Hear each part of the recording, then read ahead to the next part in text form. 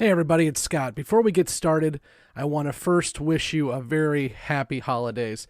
No matter what you celebrate, I hope you're celebrating it with family and friends and having a wonderful end of the year as we move headlong into 2023. I gotta tell you, we started this thing late summer of this year, and it's still amazing that you have all joined with us on this wonderful experience, and we are so thankful for you as this year wraps up, and we cannot wait to continue to do this in 2023 and beyond, which is another thing I wanted to talk about before we get started, and that is late last night as I'm editing this show, it got announced in a couple of the paper trades that Babylon 5 will be leaving HBO Max on January 25th. This has not been officially announced by HBO Max, but it looks like it's happening. So just so you all know, we are not going anywhere.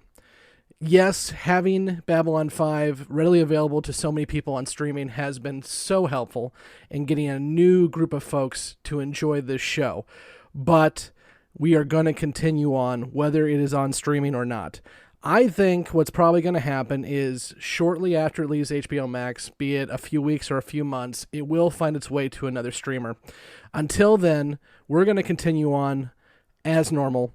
All of our newbies have copies of either digital or DVD, same with our first ones, and so we're going to keep rolling. So what I would recommend to you is, if you can, and I know that's the holiday season, so I'm asking a lot, go to either YouTube, Vudu, Amazon, Apple, and purchase Babylon 5, the full series. I think right now, I just looked, Vudu and Apple have it both, the entire series, for $40. That way, no matter what HBO Warner Brothers does, you can continue to go along with us on this ride. Or if you're like me, you can dust off your DVDs from 20 years ago and continue on as well too. So again, I know this is an interesting point, especially as we move into the 30th anniversary of Babylon 5. It's not news that we wanted to hear, but we're going to move on and we're going to keep doing it. And I will tell you one other thing too. I am working with the League of Non-Aligned Podcasts to do some fun stuff as we move into the 30th anniversary. And now that we've got another mission in terms of dealing with Babylon 5 not being readily available to the masses, we've got a mission here. And as our friends over at the Gray Sector podcast just said, Babylon Avengers, time to roll. So I think you're going to hear more about that a little bit from now. But again, thank you so much. Happy holidays. Happy and wonderful new year. And let's start season 2. Status report. Lieutenant Commander Susan Ivanova recording. It is now 8 days since the death of Earth Alliance President Luis Santiago, and 5 days since Commander Sinclair was recalled to Earth without explanation. And the whole place has gone straight to hell.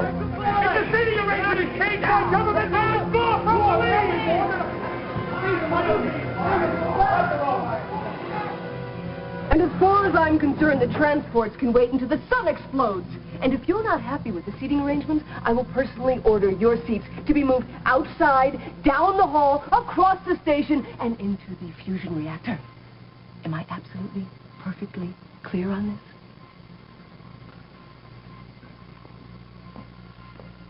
I can only conclude that I'm paying off karma at a vastly accelerated rate. On the next Babylon 5. I'm authorized to surrender command of Babylon 5 to you. It is an obscenity. They still call you Starkiller. Times change. Get up. Activate defense grid.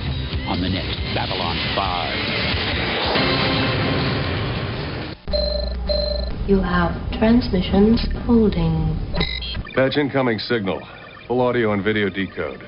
Purple files accessed. What you are about to see has never been shown to anyone outside the Grey Council.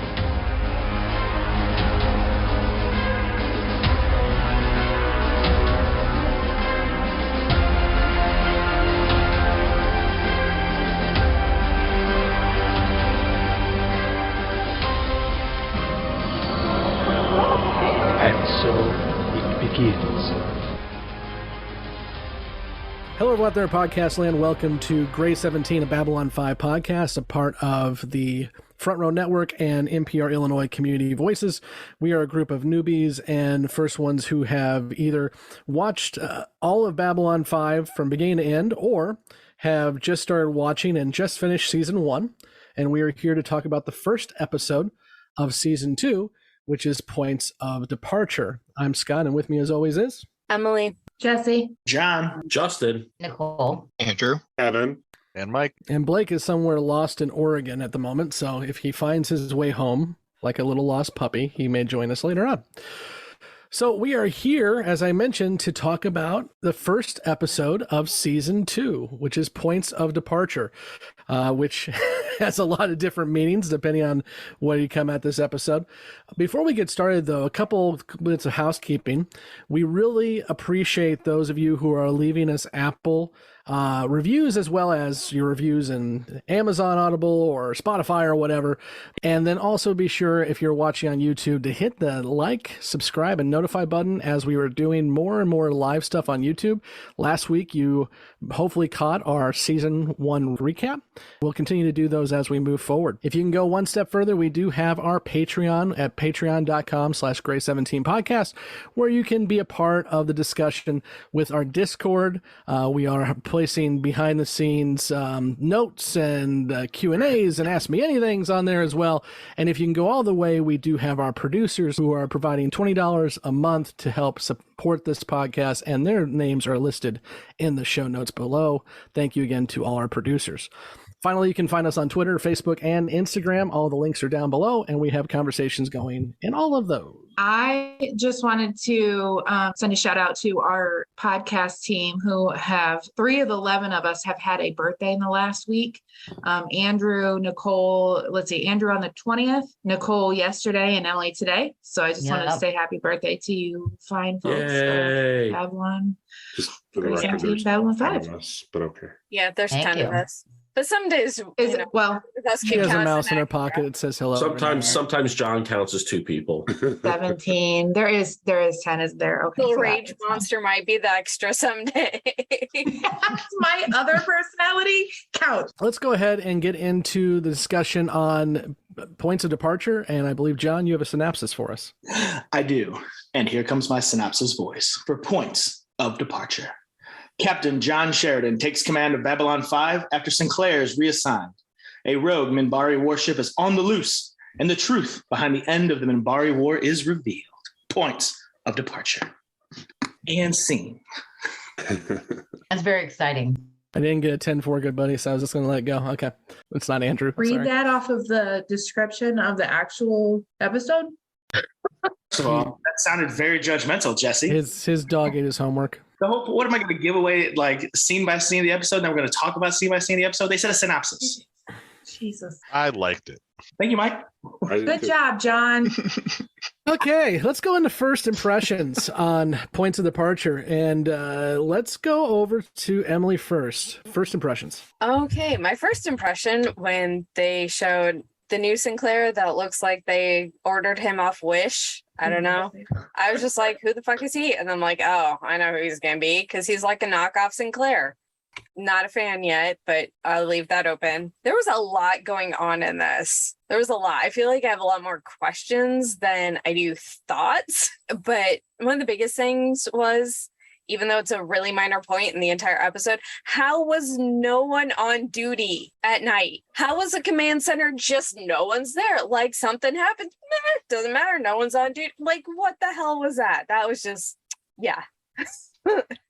Might have reacted a little too strongly to that, but yeah. So we basically have Sinclair from Wish, and then somehow they just have a command center with no one on duty. This seems entirely irresponsible and bad planning. I will talk about the transition of this character in a bit, so we'll get through all first impressions first. But I want it noted right now that the exact same thing happened when Ivanova showed up.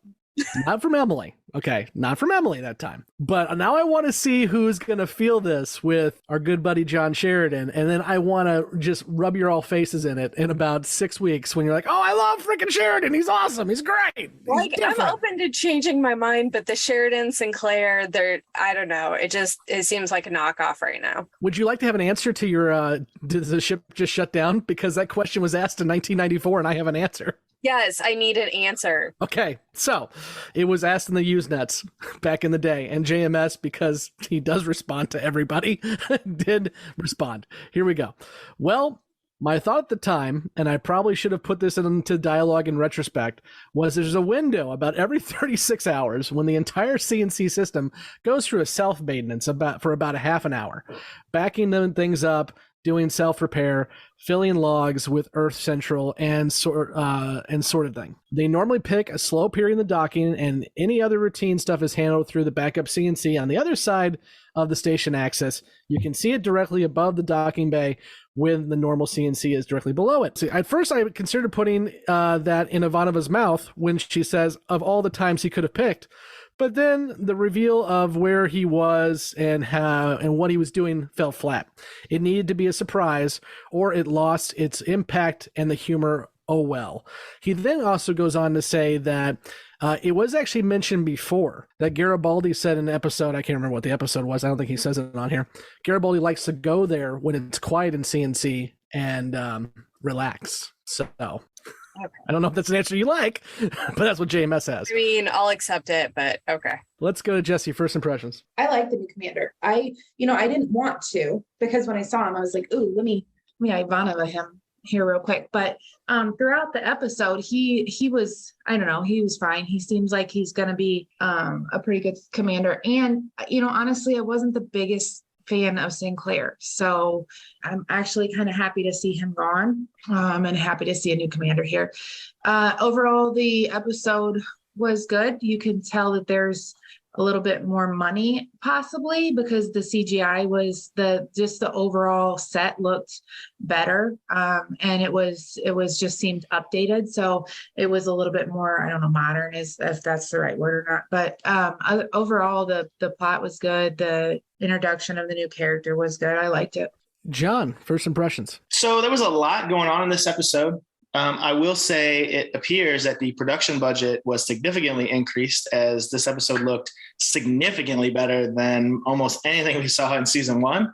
So that was both exciting and jarring a little bit, right? So you just spent however many 20 episodes, 21 or whatever, going through with a singular look. And now it's like you got upgraded. So it's funny. Emily said, wish Sinclair. I was like, man, it's like the Ritz-Carlton here now. We're getting with these sets and the CGI. So that was exciting to see. Having said that, because HBO Max and all the promo stuff, some of us or most of us who pay attention at all, Jessi, had known that Sinclair was not long for Babylon 5's command. So saw this coming in, which we'll have some questions about later. Scott, since you had alluded to JMS already had this planned out, and we could dive into that, I'm sure. But overall, I enjoyed it. It was a different change of pace with Sheridan instead of Sinclair, right? They obviously have two different command styles, which you get. We definitely got a lot of info, which can be both good or bad, because right now I just watched it a few hours ago again and still trying to sit with some of those revelations, which I know we'll get into later, because I can't decide if I like it or if I hate it. The soul thing, I can't decide where I fall on it. So I'm glad we got the information and we got a lot of important information, but I'm not sure if I actually enjoy what they gave us. So this episode for me is still kind of in the middle. I'm trying to figure out if I like it or love it or hate it range right now. So I'm either going to sit on it with it, or the next couple episodes will kind of shape how I look back on it later. So it's kind of where I'm at the moment. JMS actually had planned, if the Sinclair thing had continued on and not the Sheridan, you would have got these answers in about episode 3 or 4 of this season. But he decided when he did the shift to just put it all up front on season 1. So that may be why you're feeling that too. It did get shifted forward a little bit. So we got some more answers, whether you like the answers or not, sooner than what you probably would have if the show hadn't shifted into season 2 like this. Also, keep in mind too that originally there was a plan that season 2's first episode was going to be Chrysalis Part 2. And it actually was going to be a direct continuation, but they decided again to make a point of departure and kind of restart.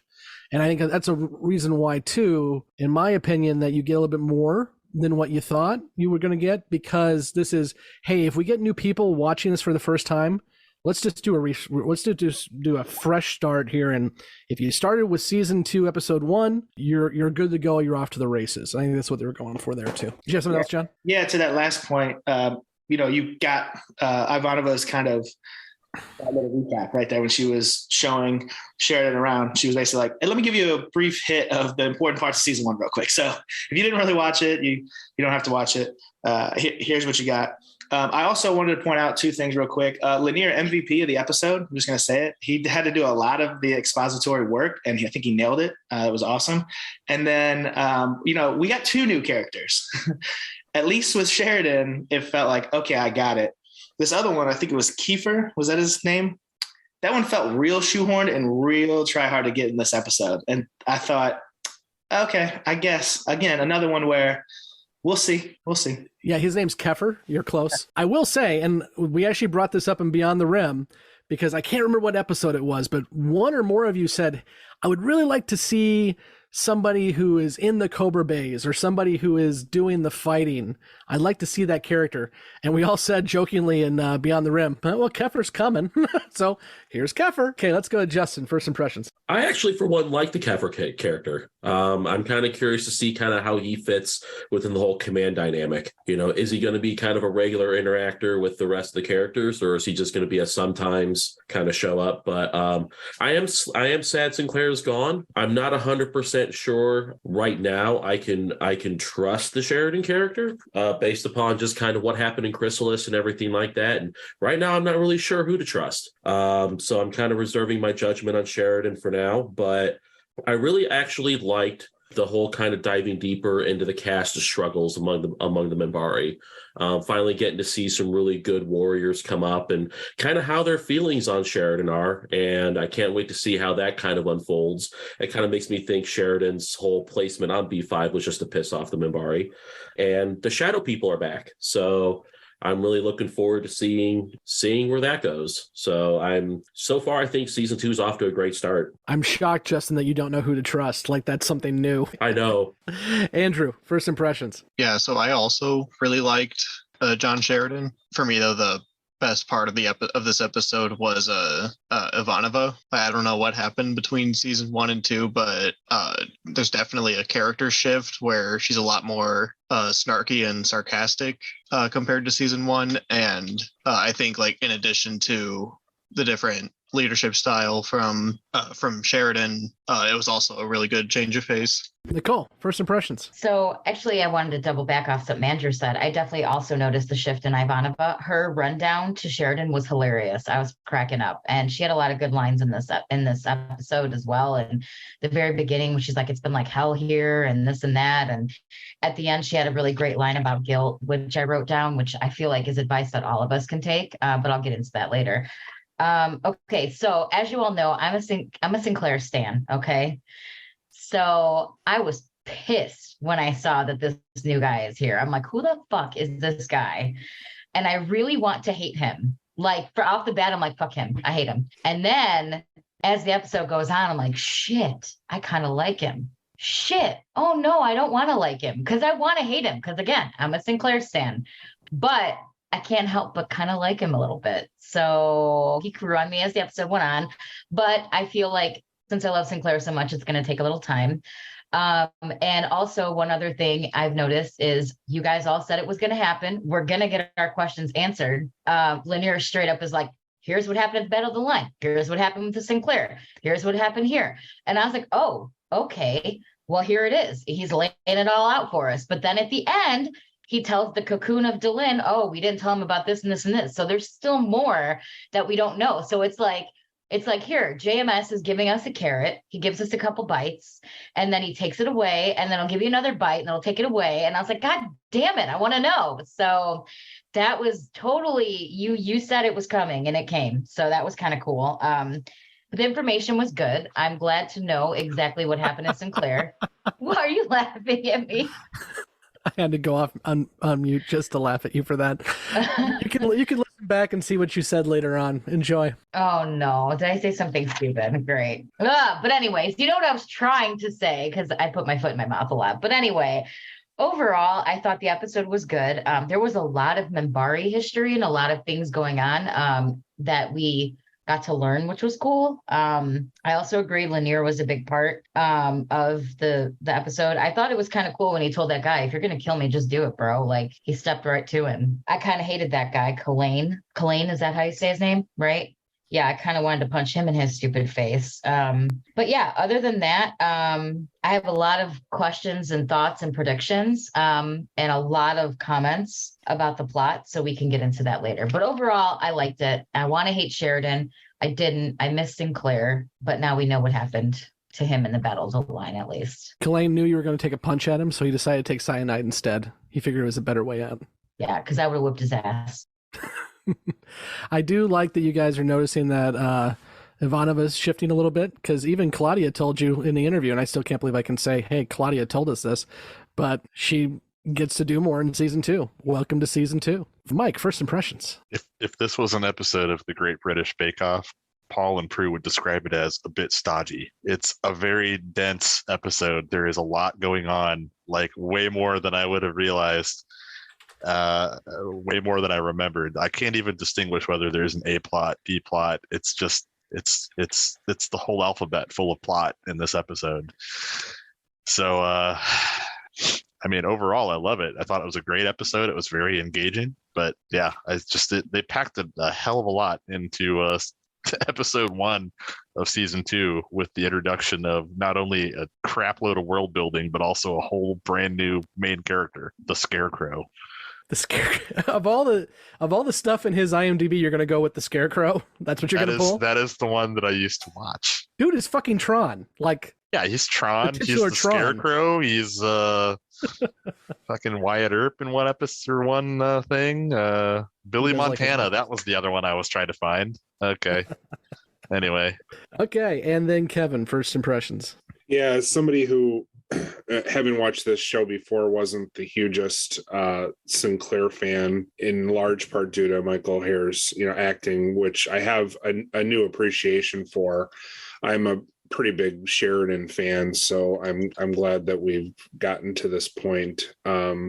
But I feel bad for Nicole, especially because I know that she really likes Sinclair, but she will like Sheridan. Everyone will like Sheridan pretty quickly here, but he definitely is an acting upgrade to the show. I've been a fan of his since Tron, so that's quite a while. Yeah, this is a very dense episode. I really like seeing Robert Foxworth. He's known for quite a few different series, mostly as a guest actor, but he definitely has a heft to his acting as well. So overall, this is a good episode. Did anyone catch that they recast a main cast member? Did anyone catch that? Well, we haven't even seen that person yet. I know. We did in the opening credits. He was in the credits. I know John skips the credits, so he didn't see. For the first couple episodes, I thought. But yeah, they recast Natoth. I did see that. I was like, wait, is that name different? Yep. I thought I was hallucinating. Yeah. I'll be interested to hear everyone's perspective on the acting differences, but is she hot like the first one? I would say not as much, no. Evan, again, coming in with the spoilers, he just can't help himself. Oh, come on. That's no, so I did notice. I did notice the name was different, but I thought maybe I was wrong, and I didn't want to IMDb it or Google it because I don't want to get yelled at. Yeah, we'll talk. That's a good way to think about it. So I do have a question for Scott. So the answer is 42. Okay. If Sheridan is Starkiller and he's now the commander of the base, doesn't this make it Starkiller base? I'm just wondering. Womp womp. So you mean the third time we do the exact same plot point? Cool. You left yourself open for that one. I know. You know what's really cool? A big gun. You know what's really cool? Another big gun. You know what's really, really cool? Another big gun. Which, by the way, if you really want to go down that rabbit hole, sorry, Jessi, for 1 second, that is where I think they made the biggest mistake in the new Star Wars trilogy, is killing the Republic off screen, because you could have had a lot more story if you would have kept the Republic, as opposed to just blowing them all the hell up off screen, which is what you did. But that's just J.J. Abrams trying to be J.J. Abrams. So we've been discussing this Beyond the Rim for quite some time, and knowing that this was going to come. I'm going to tell you what people knew when this happened, and then I'm going to tell you what really happened, because we were notified by JMS after the passing of Michael O'Hare what actually happened. So when this happened, it was telegraphed by JMS about 2/3 of the way through season 1 on the internet, saying, hey, we're working on bringing on a new captain and so forth and so on. So people kind of knew it was coming, especially those who were kind of in the know. And of course, before season 2 aired, there was, discussion and trades and all that good stuff that Michael O'Hare was leaving the show, and that a much bigger name, Bruce Boxleitner, was joining the show, since Bruce Boxleitner had that Tron legacy and everything else, not the movie, just Tron. What JMS said was that he felt that Sinclair as a character was turning into the problem solver of every plot, and so it was very hard to write for him. So, as he put it, he had put Sinclair under a glass bell, and he couldn't really do anything with Sinclair except for, again, have him move the plot around and be this problem solver every episode.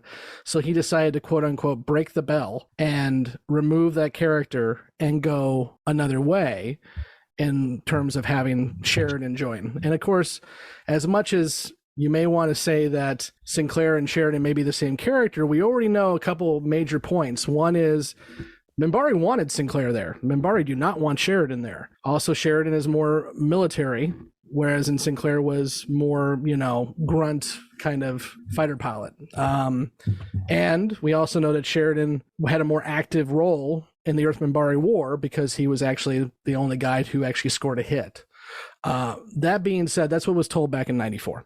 Here's actually what happened. So as we kind of discussed a little bit meta-wise, Michael O'Hare did not have the best mental health during the filming of season 1. And we were not notified of this as anybody until after Michael O'Hare passed away a few years ago, because when this conversation happened, JMS promised Michael O'Hare that I will take this to my grave. And Michael O'Hare told him, don't take it to your grave, just take it to mine. And that's what JMS did. So about halfway through the season, it became very clear that Michael O'Hare had good days and bad days. And we actually heard about this from our interview with Tom Booker. He said that Michael O'Hare basically pressed him against the wall and kept pressing harder and harder every time he messed up his scene. It got to a point where it was realized that Michael O'Hare was having delusions, like he was seeing things that weren't there.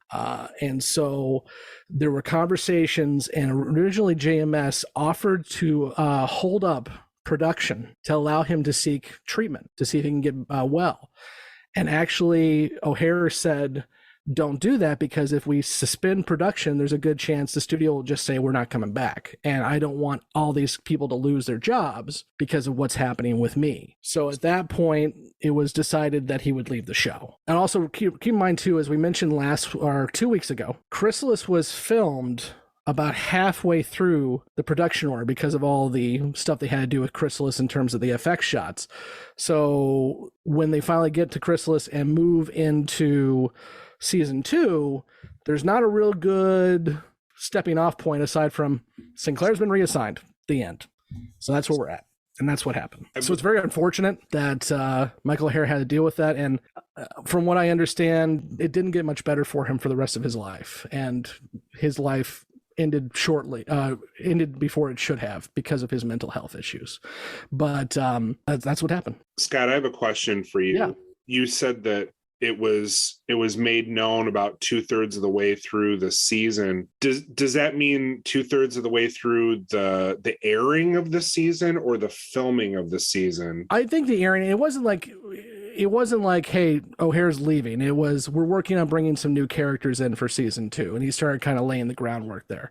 But I think it was during production, because we mentioned the guy who just shot Garibaldi in the back was actually brought on to be a coach for O'Hare, and also was there quietly to make sure that people knew if O'Hare was going to be okay that day or not. He was kind of watching daily. And that was because JMS asked him to do that. So about 2/3 way through the production of season 1, it was very clear that something was going to have to change. And the question was, are they going to suspend production for a bit, or are they just going to move forward? And it was Michael O'Hara's decision, according to JMS, to move forward. It's funny that JMS's reasoning partly, or at least initially, was that I think you said he was like the problem solver or the whatever, which is funny because in my notes, I actually wrote down Sheridan a little too on the nose with knowing everything.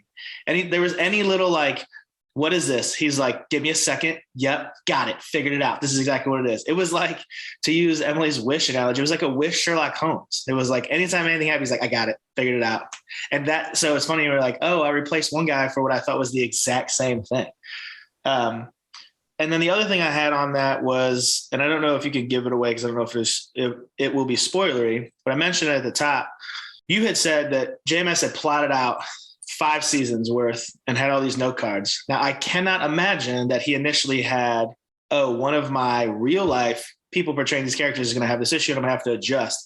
So I don't know how much you can or can't tell us, but I'm sure JMS has said, here's what the deviations were. Here's what originally was, whatever. So I'm interested to hear what you can tell us. I'll tell you first what I can't tell you, and that is actually the first ones here plan on doing a bonus episode shortly that will go over what the original plan was for the show if Sinclair would have stayed. And there's a lot of correlation with what happens, but there's also some differences. But we're going to go into that for those who have seen the show already. In terms of what I can say, and Blake actually has alluded to this a couple times already, JMS does build in trap doors. What he means by that is he builds in ways that a character can exit and the story continues. We already saw it with Takashima. We saw it with Dr. Kyle. And now we've seen it with Sinclair. So some stuff will shift, but he had these trap doors built in to where if somebody needed to leave, it wasn't going to screw up the whole 5-year arc. Well, no. The other note I wrote was, this cannot possibly be the last time we actually see Sinclair since we've seen the flash forward and how important it is. Unless they tell it from Delen's side, maybe, and he's the off camera. I don't know. I feel like one of my predictions was, and I'll just burn it now, is that we'll see Sinclair again. Because even with the issues, you would think maybe 1 episode, 2 episodes, you could kind of come back, but we'll see. It could be wrong. I will say you get your answer, just not right now. But we'll talk about it after you leave. Nicole. First of all, it makes me really sad to hear about Michael O'Hara. I don't know what it is about him, but I just really like him. So it makes me really sad to know that he went through those struggles, and it makes me really sad that he had to leave. But also that's pretty commendable that he realized, I don't want this to stop and I don't want these people to lose their job because of me. And he actually decided to leave. And I think that's pretty cool. So that's really one thing I wanted to say. And then as far as the Sinclair Sheridan switch, I thought it was kind of interesting that they basically, I think they said he was recalled back to Earth with no explanation. And then as we find out, he's been reassigned to the Minbari and he's a Minbari ambassador and all that. But it was really interesting to learn that the whole Grey Council thing, he was the first human contact that they've ever had. And the fact that I'm maybe this is a question, but I'm wondering if Delen specifically chose him because she had some sort of feeling, or if it was just a random who was left that wasn't dead. I thought it was really interesting how they explained that, he is basically, it answers all the questions we had about why did the Minbari care so much about him? Why was he chosen to run B5? Like what, is it about Sinclair that the Minbari are so interested in, but now we know. So I think it was kind of a cool way to kind of send him off. I hope we see him again, at least for an episode or two, because the flash forward, but I don't know if we will. But I do think it was really cool that they didn't just like kill him off or give him some sort of stupid exit. Like, I think what you just said about the trapdoors, like, I think that they left it open, like in case maybe one day he could come, but I liked how they put that, they gave him purpose and they gave him reason to not be there. It wasn't just, yeet, you're out of here, So I really liked that. But it is gonna take a little time for me to get used to Sheridan because, like I said, I love Sinclair so much. But I do like his demeanor and I like the energy shift. And I think him and Ivanova having a history and knowing each other is gonna make them work really well together. And I'm kind of excited to see that dynamic as it unfolds. Yeah, real quick, Nicole, I'm glad you brought up the character that O'Hare showed during this. Realize for most of the past 30 years, most fans who had watched the show just knew Sinclair left. We didn't really know why. We didn't know if it was like, a pay argument. We didn't know if it was acting. We didn't know if it was just JMS got tired of the character. We didn't know until O'Hare passed away. And the idea that O'Hare decided to end what was probably the biggest point of his career, being the show lead, because he didn't want to put all the other jobs at risk that these folks had.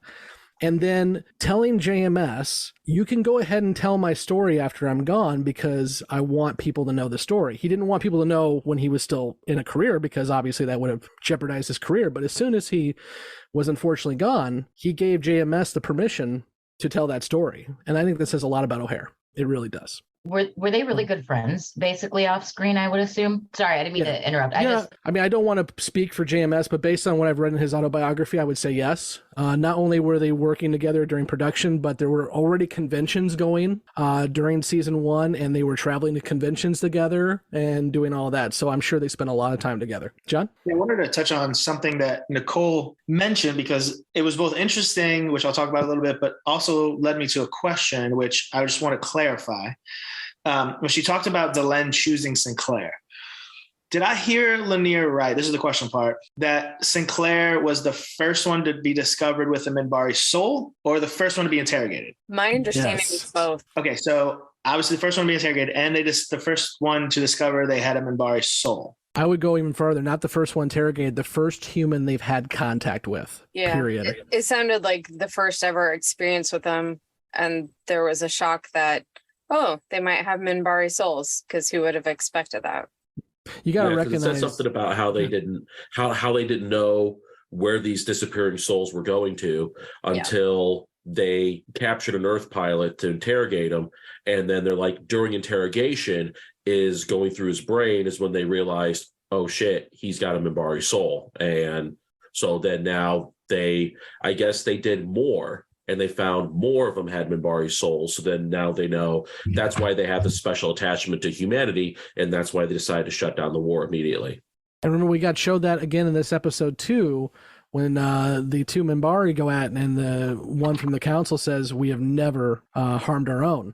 Well, that's why they're not supposed to harm humans now. Same idea, because we're not entirely sure what's going on, but we know that we're one and the same. Not to make another Star Trek reference, but I think Babylon 5 did this better than what Star Trek did, because remember, those who've watched the original series, supposedly in the Romulan Earth War, they never saw each other because they communicated through radio. We see this here. What we know is the Minbari were pushing in Earth completely throughout the war, so there was no need to have communication or interaction. It was just a Minbari ship showed up, and unless you were John Sheridan, it killed you. The first time they had an opportunity to see a human was the Battle of the Line. So the follow-up to that was, because we've seen, or at least the after effects of Jakar and some relations, if you will, got me wondering, so is there any actual interspecies, I don't want to call it breeding or offspring, or, is there any cross-pollination between these species? Because I don't remember seeing any. I haven't had anyone talk about it. Obviously, we've talked about the sexual tension between Delenn and Sinclair, and obviously, if it turns out Delenn knows that Sinclair's got Minbari in him, he can put some Minbari back in her. Boom. But are there any other species crossing over like that? I will just say we haven't seen any. We do know there's a list of who you can have exercises with, but that's all we know so far. Because I know, Jakar tried to get Talia to basically lead. And so I assumed at the time that has already happened, or some Narn has already had relations with some humans. So, it's possible. I mean, Maybe Jakar was just being wishful thinking here. I don't know. Well, maybe he was, channeling his inner Captain Kirk. You should land on a planet, you just start clapping alien cheeks. I'm going to say it. There's no possible way Garibaldi hasn't tapped something. He's in love with the love of his life, Mike. How dare you besmirch their Romeo and Juliet-esque relationship? That man is in a coma right now. Mike, leave him alone. He has showed somebody his favorite thing in the universe. Garibaldi's a pimp, don't he? I'm not hating. I'm just telling you how it is. Well, apparently he just clapped alien cheeks. And he needs to keep his pimp hand stronger because he's down right now. He's been down for 8 days. Watch your back, Michael. Watch your back. Oops, didn't do that.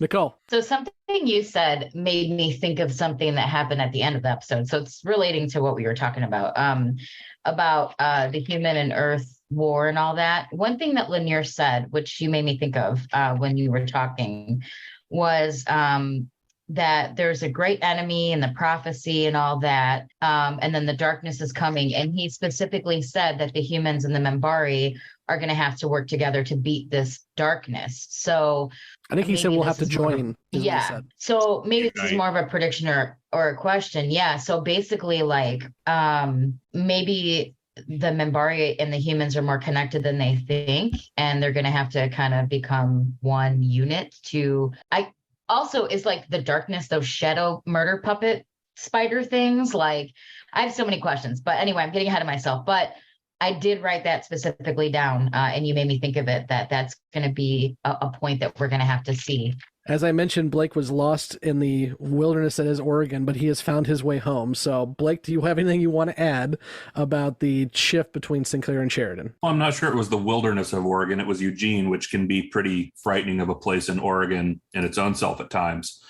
But yeah, I mean, you think about the shift with Sinclair and Sheridan, and you think about actors and the egos when they're leading a show, especially. And I mean, this is a guy that recognized he was having problems. He knew what his problems would mean for the show if they had to shut it down, which JMS offered. I mean, it's in his biography. He's talked about it multiple times since O'Hara's death. JMS offered, like, we will shut this down for you to get the help you need. And, he said, no, don't in the show because of me, basically. And so they retooled a lot, and they brought in Bruce Boxleitner as Sheridan, which I think was a strong addition to the cast. I think if you were going to make that change in the lead, they absolutely found the right person to lead the show with Boxleitner and Sheridan. Mike, you had something you want to talk about? Oh, I was just going to back up what John had said earlier.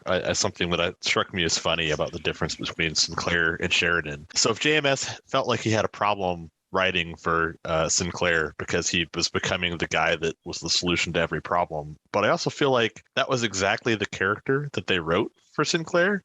He was the guy who went out of his way to insert himself into every dangerous situation, looking for meaning in his life. So I thought that was kind of an odd remark or funny remark to make about that. But and then as far as the difference between Sinclair and Sheridan goes, I mean, I definitely do think Sheridan brings a different energy to the vibe or to the set. But like at the same time, I do kind of agree with John's point that they're sort of the same guy.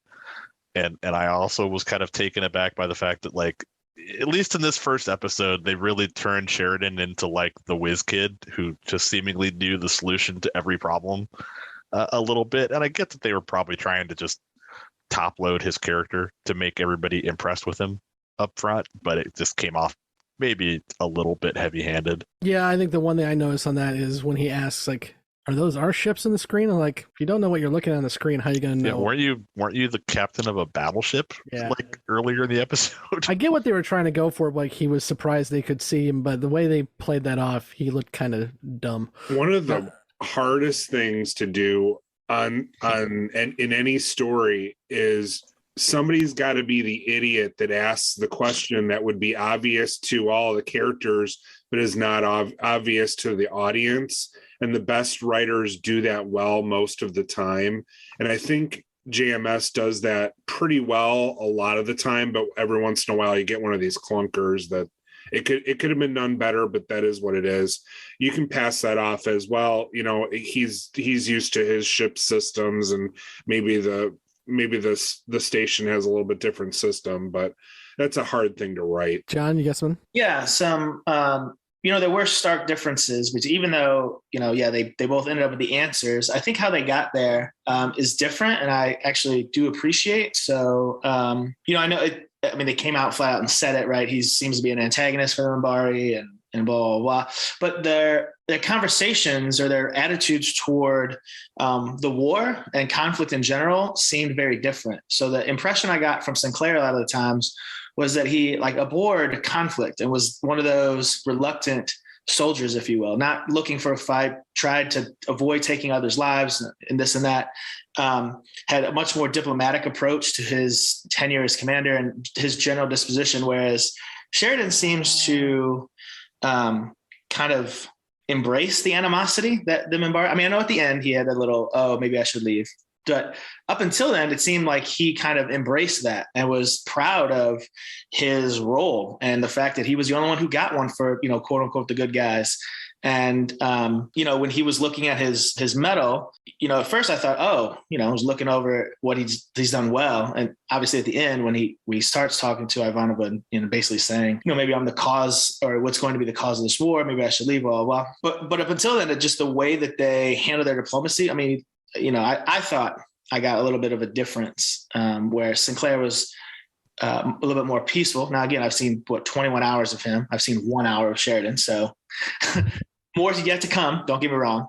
I noticed Sinclair seemed to have a bit of an affection for the Minbari, that Sheridan seemed to have more of an animosity towards the Minbari. Again, at least in 1 hour. Obviously, all of that can change, but I thought there was some similarities, but there were definitely some differences in their command style that was on display right from the jump. Mike? Yeah, I'm curious who will agree with me or not on this. And John makes a really good point about, 21 hours versus 1 hour versus on these two different characters. But so far Sheridan comes in and he seems like a very career military kind of guy. He's what I expect from a former captain of a ship who, was a commander in battle. He's proud of his accomplishments. He tackles problems in a very straightforward way. The thing about Sinclair that I thought was kind of fascinating and I'm going to miss, but it was also really weird, was that he always straddled this weird line between being almost less of a military commander, more of a one half father figure, one half your shady friend who would go do hood rat shit with you. Does anybody agree with me on this? Yes, Yeah, I would agree. I can see it. 100%. I feel like he's somebody I would go to for advice on my life, but also if I needed to slash some bitches' tires, I would call him too. Yeah, you're I accidentally killed a guy. I need you to help me cover it up. He's like, I'm there. He's like, I got you. I actually grabbed Garibaldi for that, but okay. The one thing here too, without spoiling anything, we only know that Ivanova knows Sheridan. We don't know the relationships with the other crew, especially maybe somebody who is in a coma at the moment. So that's going to be interesting to see. Yeah, I was thinking that. I'm like, are Garibaldi and Sheridan going to butt heads? And when Garibaldi wakes up, he's going to be pissed that Sinclair is gone. Yeah, Sheridan seems like the opposite of shady. There were two, so you mentioned the military aspect there were two military things that I noticed that were interesting, at least. The first was all of the males' collars went one way and all the female collars went another way. Was that deliberate? So look at actual clothing. They do the same thing. I just didn't. It's actually, it's a throwback from basically the old aristocracy where they would have valets and ladies' maids that would dress them and would reach around to button the clothes. Mm-hmm. So it's actually men and women, the shirts buttoned from different directions because it would be who was dressing them when they were doing it. So Justin could pick this up, watch a show like Downton Abbey or one of those where they have those type of characters in dressing situations. And yeah, that's why, and it's still to this day, a men's shirt will button one way and a women's will go to the other side. And they did the same thing carry through with the uniforms in B5. I just thought it was odd because it's a military uniform and all military uniforms are the same. So they all zip button. That's the part that I thought was odd, that there was a distinction. I get the clothes and I know that part. I guess it was because it's a military uniform. I was surprised that even that had a difference. And John, I'll tell you. Zip then button or button then zip? Let's talk about socks. John, I will say, I'm pretty sure this was the way it has been the whole show, but for some reason, I noticed it for the first time this episode as well, too. I think it's because we had so many shots of the collar on so many different uniforms. It was the first time I noticed it, too. But yeah. Probably not a big thing. It's just something I noticed. The second thing I noticed too, because talking about military, so they had a whole change of command, but they didn't change of command ceremony. So if you're in the military, it's a process. It's a thing. It's not like you just show up, you're like, hey, I'm in charge now. It's like, no. We're going to have a whole 2-hour ceremony. We're going to have all this pomp and circumstance. Both guys are going to give a speech. If you're a grunt, you're just like, I fucking hate this. I'm going to have to stand here at attention while this joker talks. Nobody gives a shit. But anyway, so former Private John was very happy to see the grunts didn't have to listen to his speech. And then he gave the fucking speech anyways. And I thought, damn it, they still did the ceremony. And then, of course, he gave it empty. And I thought, now that's how you should do a command change. They explained that, though. He showed up before he was supposed to. So then that completely killed the honor guard. And you can make the argument that also killed the chain of command ceremony. But I think it also says something about Sheridan that he carried his own bags, not all of his bags, but carried his own bags off the transport. How many captains, admirals, generals are going to carry any of their bags off the transport? Yeah, until he ran into the first That's true. on. Well, he had to go for a walk around the station. He wanted to ditch the carried bags. them off because there was no one else there, Scott. Well, that's what I'm saying, though. I mean, most leadership guys that I've run into, like higher ranking folks, would just leave their crap on the transport. Yeah, he didn't throw a tantrum because no one was there to help him with his bags. He's cool, happy guy, not shady, as Mike would say. Nicole's shaking her head. Nicole, tell me how I'm wrong. I was just laughing. So somebody brought up the dynamic between Ivanova and Sheridan knowing each other. And one thing I wanted to say about Ivanova, I know we kind of touched on her demeanor and her character shifting a bit. But I thought it was almost like a 180. I thought she was super hilarious, throughout the episode, but also she showed a lot of empathy, almost more empathy than the last season. Even at the end, when she was like, if you ever want to talk, I'm here. And then at the end, when they were at the bar, laughing and had her hair down, she even had a new hairstyle. She had a braid. It was, I don't know, just everything about her was different. And I know she said that was coming, which was cool. But I really thought wow, she really has more empathetic, more funny. So I just really am excited to see Ivanova's growth in this season, because I feel like she started to blossom towards the end of the first one, but she didn't really have a chance to shine. And just in this first episode, she was hilarious. She had her hair down. She has a new braid, showing so much empathy. It was almost like a 180. She was totally different. For more insight from Claudia Christian on her character development throughout the series, you can listen to our interview with Claudia Christian, found on this channel. Yeah. And she did say that was coming. Yeah, she did say that was coming. So it was really cool to actually see it in your face. I just watched this episode an hour ago, and I don't barely even remember Ivanova being in it. Oh, she's in it all the time. Oh, yeah. My favorite little Ivanova moment is the LBJ in the elevator. And if anyone who's a presidential scholar, LBJ always would lean in and take away all the personal space from a person he was yelling at. She did the exact same thing, and it was amazing. That's a legit power move. Right. When I'll notice when I'm sitting at my desk, people will lean in, and I have to lean in and kind of match their body stance in there, it's basically like a showing dominance thing. So you take away the free space and it makes you look bigger. Mm-hmm. So it's a whole I'm the only one that's now thinking of Donald Trump and his freak daddy handshake. Yes. Yep. Well, I mean, as I've been through far too many leadership courses, and one of the things I've taken away is, as a bigger dude, I make sure when somebody is having a conversation with me in work settings that I give them as much space as humanly possible. I back to the corner of the room so they have the door and everything else for that very reason. So sticking with Ivanova, so there were a couple of things. I agree that she definitely, in this episode, seems to have taken on a larger presence, right? I think I would say the first season Sinclair was the main actor. He was the main focus. And then you can see her picking that up at the beginning. However, unfortunately, I got to jump back on the Ivanova hate train for a second, because while I enjoyed the acting or the ability to get more space to do more things and obviously show more of a range instead of just the stereotypical, wooden Russian female, I just wasn't buying that she was so brokenhearted over the assassination of the president. That part, I was just that's where you want to show some emotion, because some guy we've never even seen got killed off screen in some assassination plot. That's the only stretch that I was like, I don't know if I'm really digging this. I didn't think it was about him so much as seeing the ship blow up on screen and like seeing it happening. I didn't think it was like so much him personally as just like the witnessing of what happened. I was going to say that was something that I noticed watching this episode. Like, obviously in real life, there's no correlation, but it kind of reminded me of 9/11, how it was a live broadcast when the second tower was hit, and I'm sure it was completely unintentional, but I couldn't help but draw parallels to 9/11.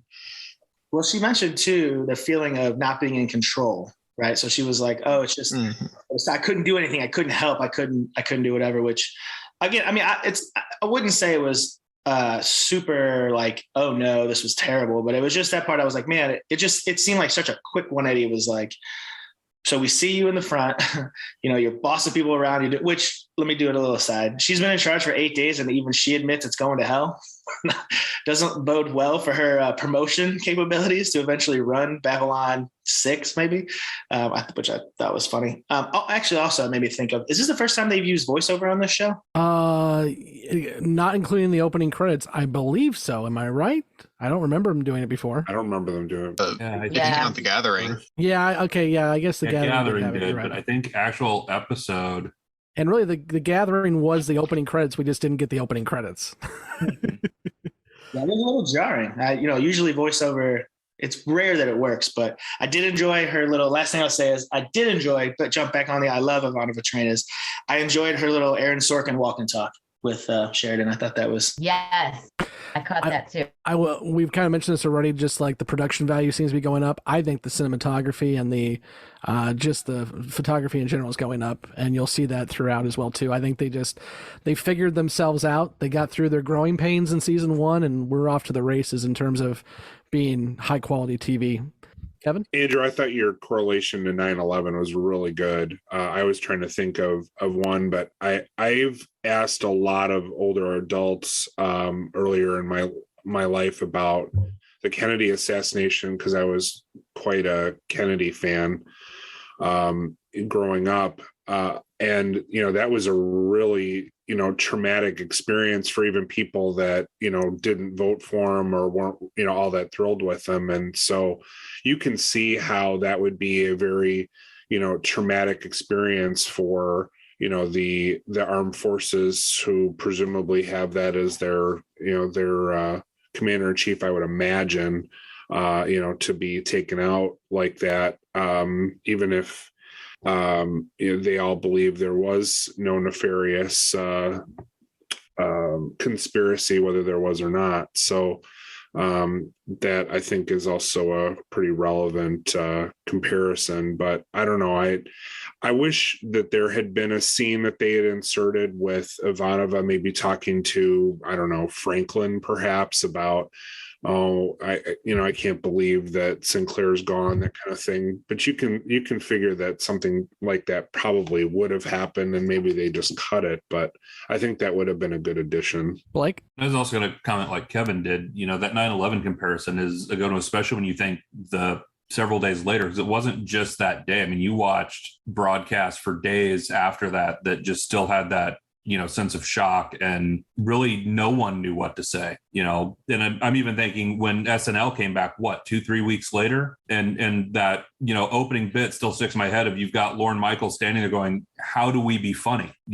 How do we go forward from this? So I can definitely see where that shock sets in. But you also mentioned the production value. I really think as we get into season 2, I think as a showrunner, JMS found his voice and knew, I think he always had the vision of what he wanted. I think he figured out, starting with season 2, how to communicate that to the directors, the cinematographers, the lighting crew, to actually get what he wanted in terms of getting the show to look better, as well as, match up with the writing and the character development. Anything else on Sheridan before we move on? The other big thing I think we have is the Minbari, so let's dive into that. And John, you got something? I was going to say for Sheridan, the last thing I wanted to mention was, so I thought it was interesting, potentially, that the ship he was commanding previously was the Agamemnon, if you know your Greek history, right? So Agamemnon was king and was like essentially commander-in-chief of the Greek forces during the Trojan War.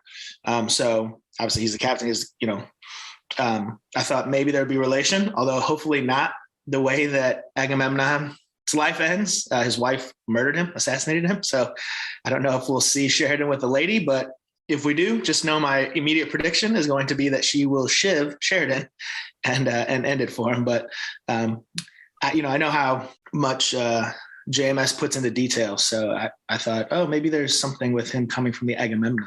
The other thing I would add is the Agamemnon was a ship that Lord Nelson commanded in the British fleet. I mean, there's a lot, there's, again, the Greeks, there's that name. It's also a dope name. Agamemnon Keneally could be my kid's name. I don't know. It's pretty sweet. And for a mere $600, you can get me the Lego set of the Agamemnon, which Mike sent me a link to, and I still want to pay for, but I don't want to spend $600 on a Lego set.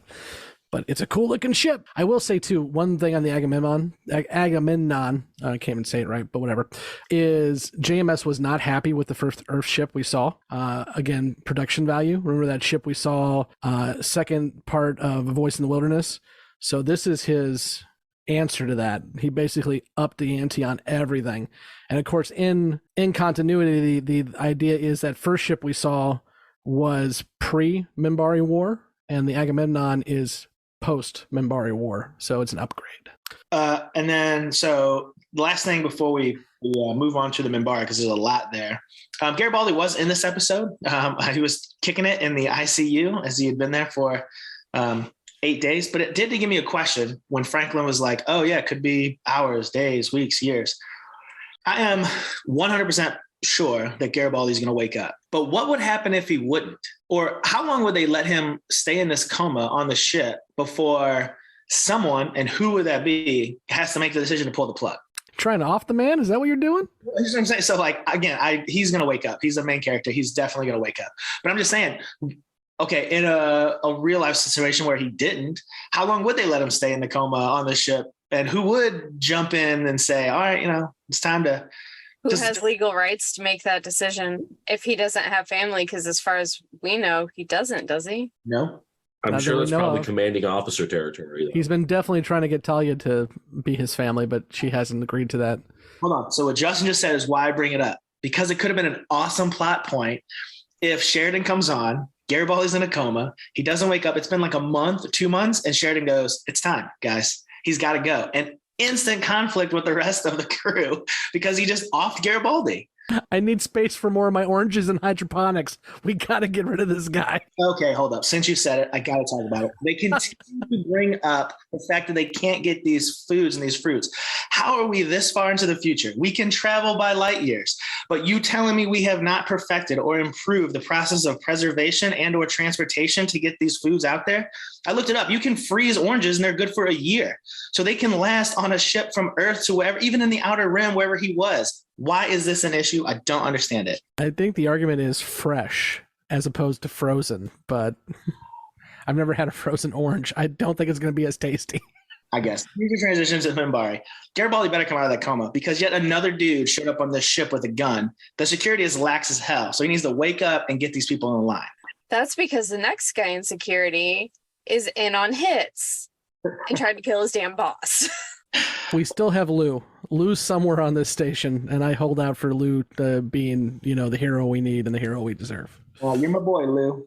But get it together, because people just walk around with guns everywhere. But anyways, on to the Minbari soul, human soul, the lens cocoon that she's coming out of. So I'm excited for next episode.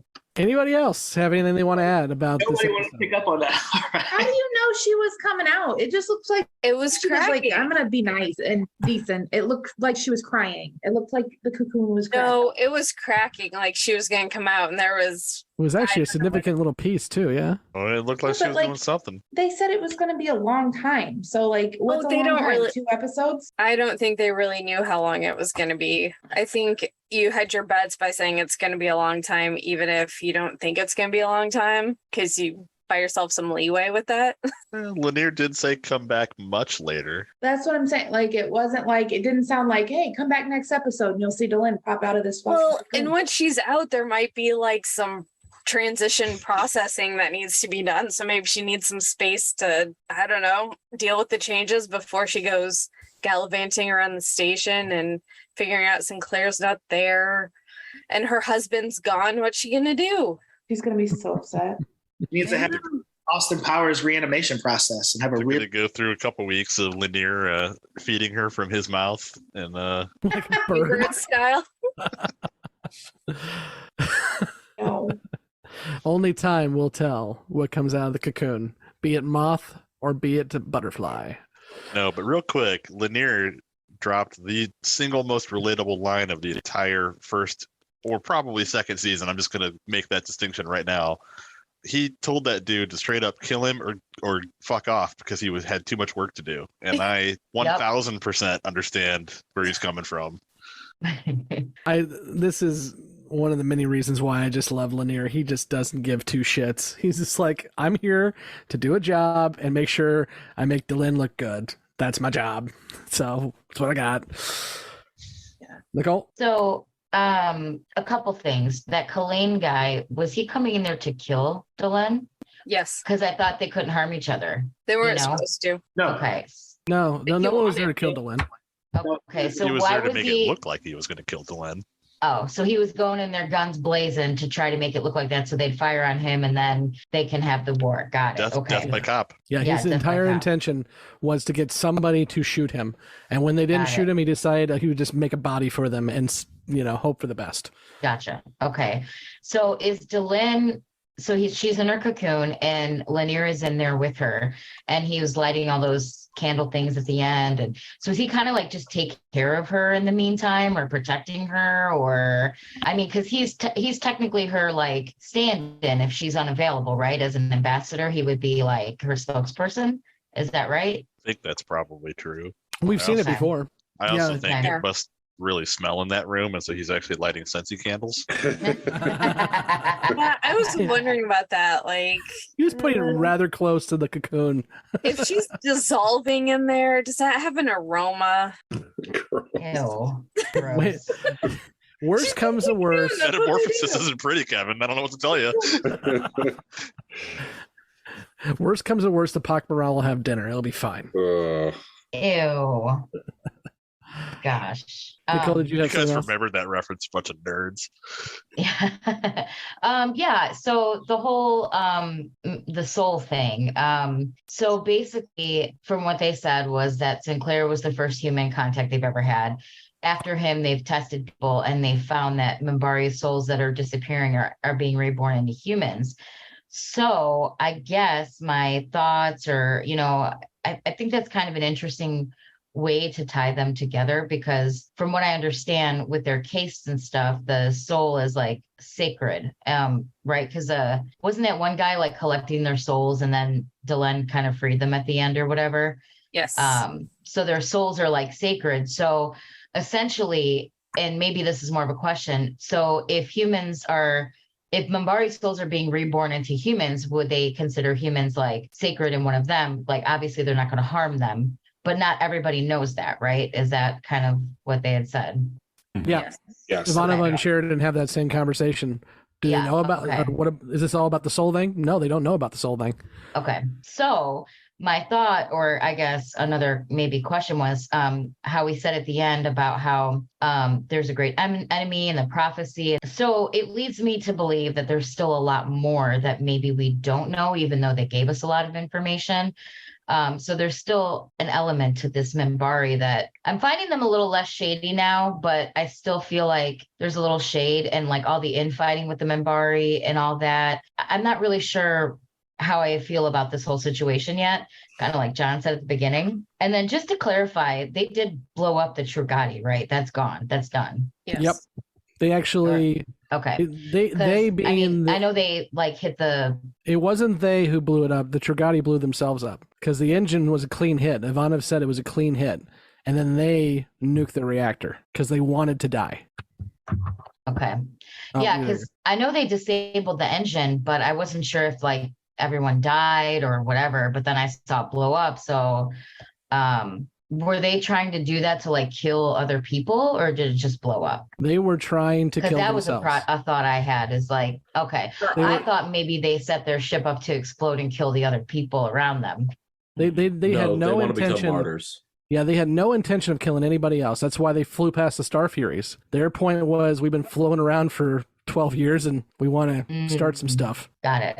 Andrew. Yeah, I wanted to go back to Lanier for a moment. I don't know if it was just me, but he's another character that I feel like got another kind of character shift. Because like when he was first introduced, he kind of like Veer, it kind of seems like he was first introduced as like a comic relief character, but then I want to say it would have been Chrysalis, where his like even like his manner of speaking is a lot different, a lot more and because like at first it's kind of like his voice just kind of reminds me of like a small child for lack of a better comparison, but for me though it was that was kind of also a welcomed change. I like a more serious Lanier. I love Lanier. I'll leave it at that. John.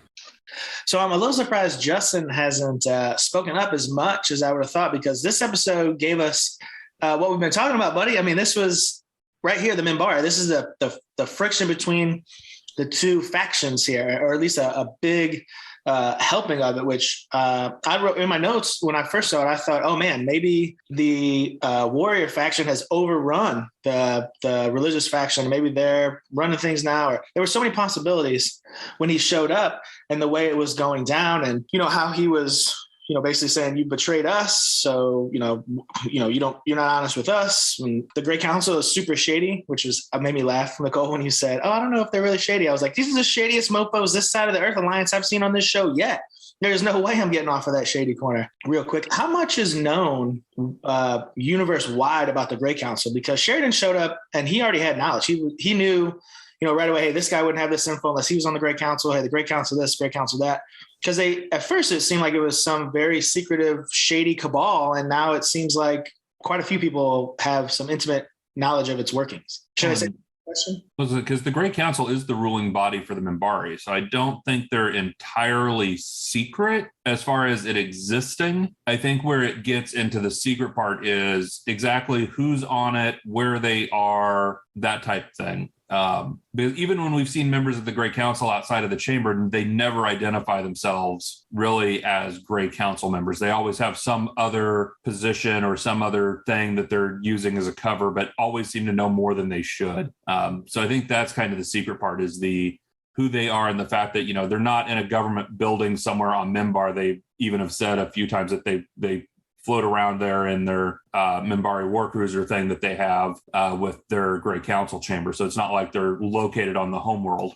Emily. I have questions about the logistics of Minbari souls like becoming human, because that just seems like kind of a jump. But I was also wondering if had they told the warrior cast about what they knew, would that have actually stopped them? Because I know they said that Minbari don't hurt other Minbari, but would they have viewed the humans as like stealing the Minbari souls and still gone after them, even if they had been told the reason for stopping the war? Sounds like a good question for Beyond the Rim. I know. I'm not saying I hate you, but we've given you so much this episode. Lanier has given you so much this episode. You think you're going to get it all? We want to communicate our feelings. You can feel free to tell Scott to fuck off after saying Beyond the Rim. No. I believe the proper term is bite my ass. I was just going to point out, I don't know if anybody else missed it because it was almost a throwaway line, but if I remember correctly, Sheridan makes some mention of being the son of a diplomat? Mm-hmm. He referenced that he was potentially in a position where he might know a little bit more than the average Joe about Minbari culture or leadership structure. Don't quote me on it, but I think he said diplomatic attaché. Something like that. So kind of like the Lanier or the Veer, his dad was that for some diplomat. The exact word was diplomatic envoy. I have it in my notes. There you go. And also I'm excited about Emily's suggestion that some Minbari might just decide that the solution to humans stealing Minbari souls is to just kill all the humans. So all the souls go back to Minbari. It's a very pragmatic approach.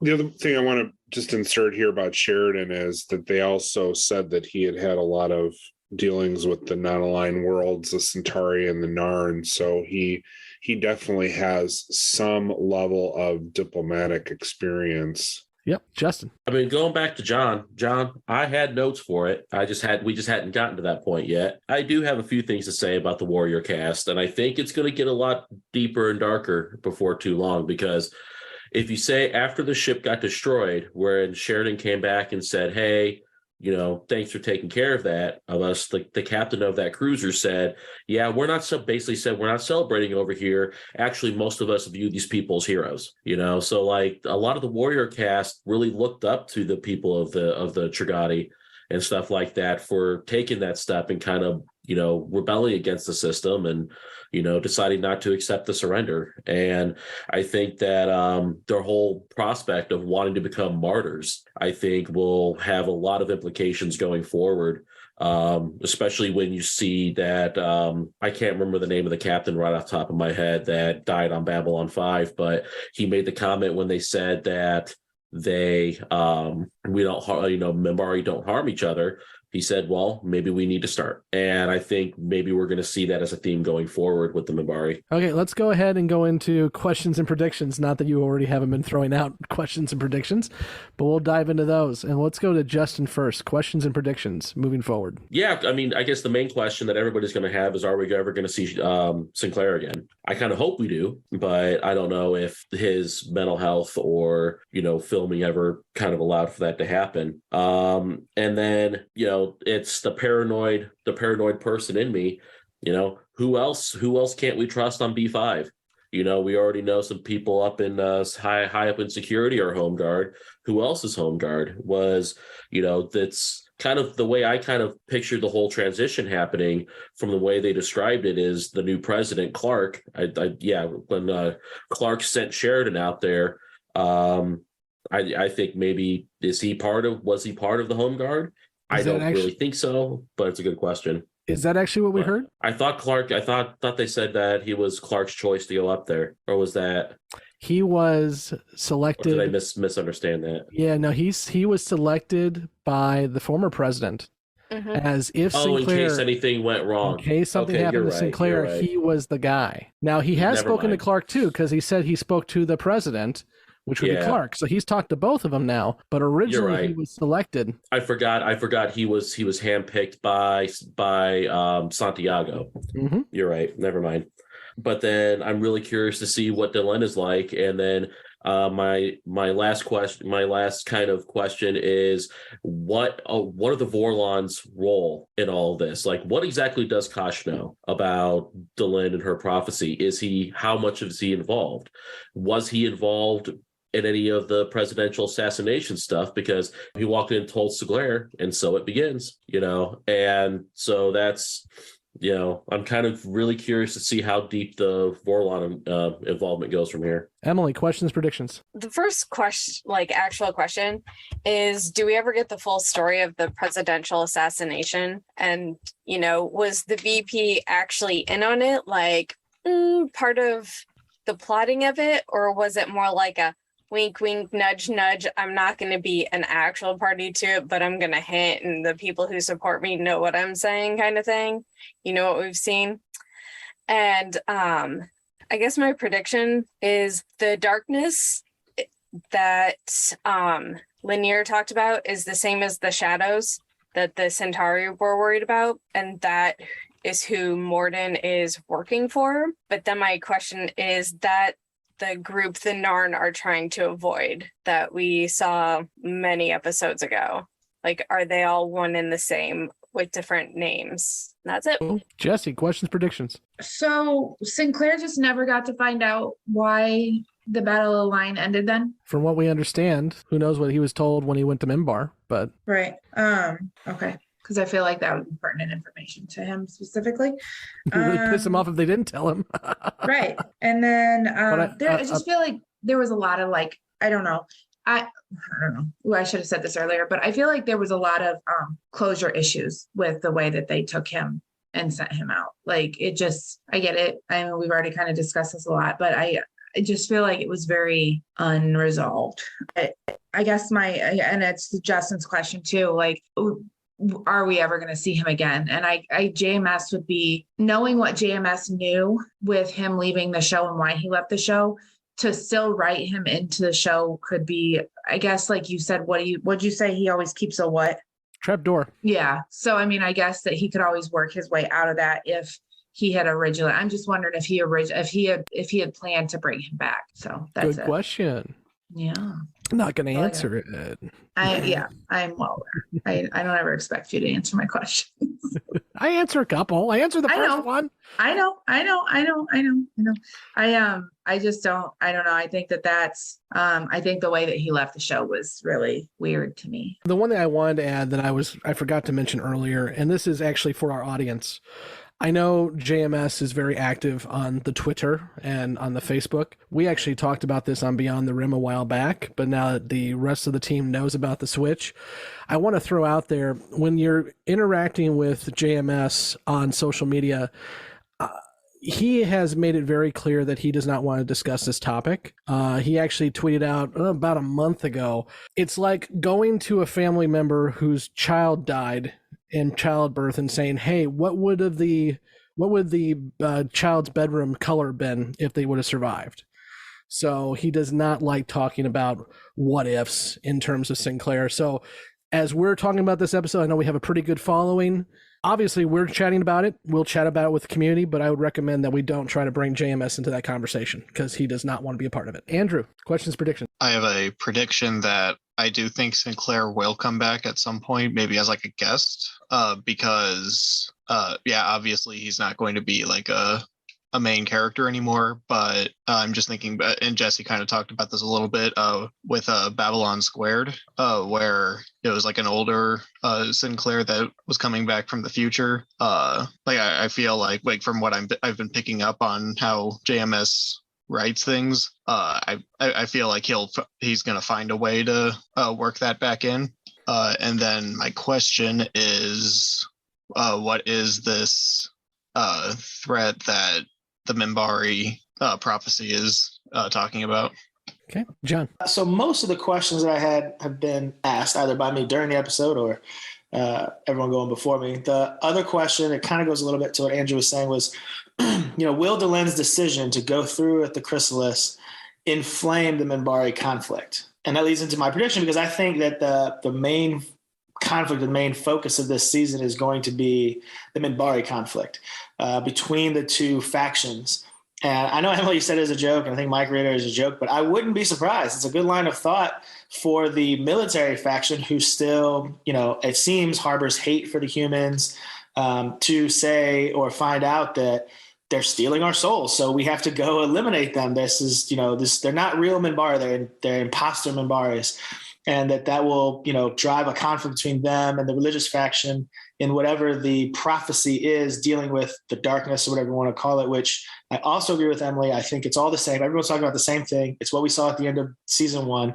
And I think what will be the actual resolution, whether it's in season 2 or maybe in season 3, with them getting together, the Minbari and the humans, hey, we have a larger foe that it's bigger than us, that we have to combine and fight, and excuse me, which will then bring in, the other species, and Londo again having, his Sophie's choice, if you will, of, hey, you owe me a favor, dude. Like, I did this for you, and blah, blah, blah. And my boy Londo making the just heroic, sacrificial choice to either give up position or whatever, to say, no, I'm not going to go with you. You're crazy.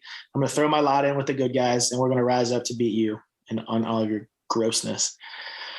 Outside of that, I also am going to say, like I said earlier, I do predict we'll see Sinclair again. I think unless there is some crazy, which I wouldn't put it past JMS, POV episode of that future that we talked about, because Scott, you've already told us that we're going to get the other side of that coin.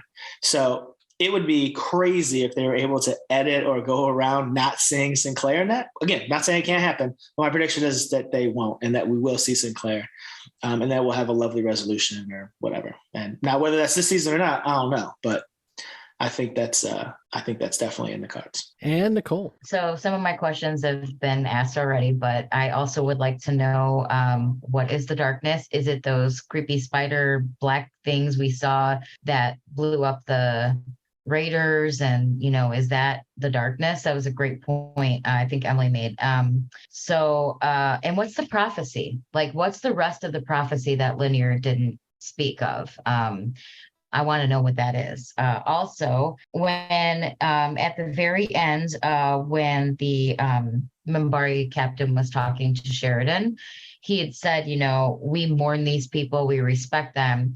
And he specifically said, the Sheridan name will be remembered, or your name will be remembered. So my question is the conflict with Sheridan and the Minbari going to escalate, or are they going to be pissed that he's there and start kind of trouble with him? And then I guess my prediction is I think that it's just going to keep escalating with the Minbari. And I think that I do think there might be some problems with their factions, but I think the greater good of hey, we've got a bigger enemy to fight. And I do think eventually the humans and the Minbari will unite. And I do think we'll see Sinclair again, just because I'm hopeful. I could be totally wrong, but I really hope we do. We'll go ahead and jettison our newbies and then go into Beyond the Rim, where we can answer all of these questions that we can't answer with them. So if you are new to Babylon 5 and don't want to get spoiled, you can leave us after the credits.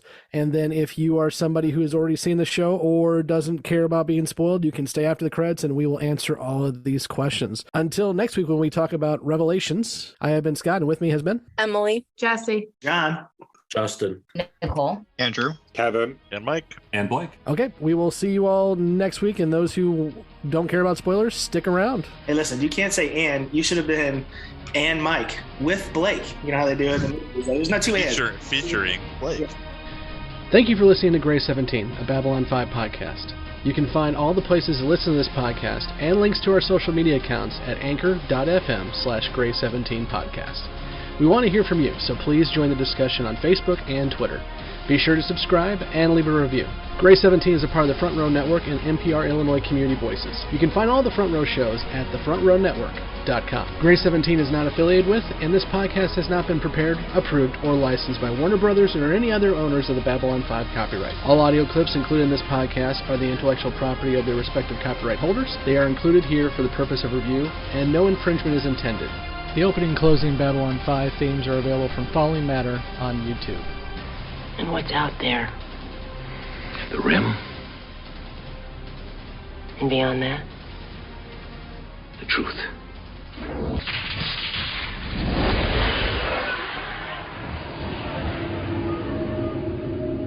All right, welcome back. We are here for Beyond the Rim. Again, final warning, this is a spoiler section of the show, so if you have not watched anything past points of departure and do not want to get spoiled, you should drop off now. First one we have is John with a question, is there interspecies procreation? I honestly, there's only one that I'm aware of, and that's Sheridan and Delenn. Do we know of any others that happen in the show? I mean, I'm sure it happens. Yeah, I mean, we wouldn't know because it's not really relevant. Yeah, but I can't think of any side characters like the telepaths were all humans, so that doesn't count. I can't think of any other side characters that had interspecies breeding. I mean, I would assume it's possible because they have the interspecies mating list. Yeah, very much. But yeah, other than Delenn and Sheridan's kid, yeah. I don't. I mean, we're gonna get David. Yeah. With all the, creepy jokes aside about Jakar as the ladies' man, I mean, his whole proposition to Theta basically, I feel basically comes down to, yes, it's possible. Yeah. Would you like to be awake or asleep? Let's see. How much is known throughout the galaxy about the Great Council? Blake, I think you kind of answered that one already. Mm-hmm. Anything else you want to add? No, I just say I think it's secretive, but not like a huge hidden secret. It's known to exist. It is the ruling body of the Minbari, but the details are where it gets sketchy. It seems like it's kind of clear that the upper echelon, which would include Sheridan, know more than the general public does. So I would imagine there's got to be some sort of espionage going on. Well, I mean, this race almost wiped you out of existence 10 years ago, so I hope there's some intel. Right. Yeah, and vice versa. Even though the Minbari backed off. Yeah. Then I don't know. I guess you think that, but then I also think it's very weird that the Minbari pushed humanity to the brink of extinction without having ever actually seen a human being up close until the line. Well, I mean, they were on a vendetta too. I mean, Ducat got wiped out, and I suppose it just seems really strange that like they wouldn't abduct somebody sooner to like have a poke and a prod, you know? I also think it's weird that, the Minbari wipe out, untold, thousands of humans, and yet, Clean's pissed because, and a lot of the Minbari are pissed because they got one ship. It's like, you guys need to get over it. I think that though gets into everything we've seen about the Minbari around honor and the way you do something. Yes. And you, I don't even go back to, how pissed off did the British get in the Revolutionary War because American forces were doing guerrilla tactics and not, marching in the convenient little lines like the British wanted them to. The issue wasn't so much that Sheridan, took out one of their ships and they didn't really make it clear here. I'm going to pull from, a little bit of in the beginning. He basically mined an asteroid field and sent a distress call to lure them in there and then blew the ship to hell. I mean, so it was not in the eyes of Minbari, it was not an honorable taking out of the ship versus what would have been like a fair, honorable fight. You make a very good point. Well, Delenn's decision to go through the chrysalis inflamed tensions between the religious and warrior caste. I think they're already inflamed, but yes. A little, yeah. Yeah. I think actually I think it's Emily who made the prediction later on down the road, but yeah, I think we're seeing definitely that there's a Minbari shakeup happening, which actually, when we do our bonus episode about what would have happened if Sinclair stuck around, there's even more Minbari shakeup that happens in that original plan. So, actually, surprised nobody has made it. Well, that I know of, has made a prediction about the composition of the Great Council, because we know that becomes a thing later. I feel like they're all beating down that path, but no one has connected those dots yet. Well, and I mean, to be fair, I still don't think we've heard worker class mentioned yet. I thought we have once. Have we now? Okay. I believe it was even stated that the Great Council was composed of 333. Okay, because we know there's 9 on the council for sure. Yeah, okay. Well, and we'll see this later when Delenn's almost ostracized and then kicked off the council and then breaks the council later on. So it's definitely going to escalate for sure. So prediction wise, will Sinclair show up again? Yes. But I think that was not guaranteed when this all happened. I think not that, again, JMS has made clear he doesn't want to talk about this stuff, so I don't think he's ever released it or anything, but I'm sure he had another plan for if O'Hare would not be healthy enough or not willing to come back to do War Without End.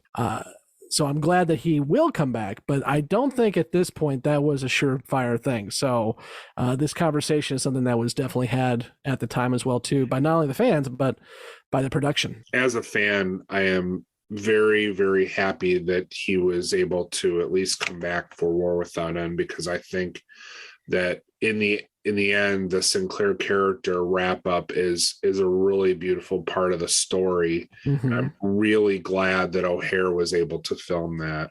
But War Without End is not the first time we see him back. That's true.